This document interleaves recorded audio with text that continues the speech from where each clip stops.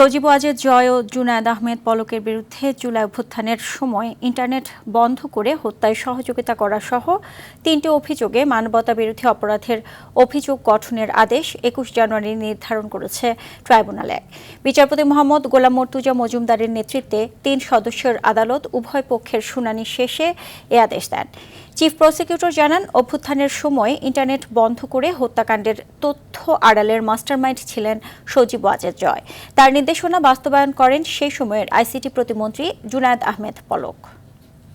জুনায়েদ আহমেদ পলক নিয়মিত ফোনে সজীব আহমেদ ওয়াজেদ জয়ের সঙ্গে কথোপকথন করতেন এবং তারই একটি পর্যায়ে সজীব আহমেদ ওয়াজেদ জয় পলককে বলেন যে আমার মা যখন বলবে ইয়েস তখন ইন্টারনেট ওপেন, মা যখন বলবে নো তখন ইন্টারনেট স্টপ বা ব্লকড।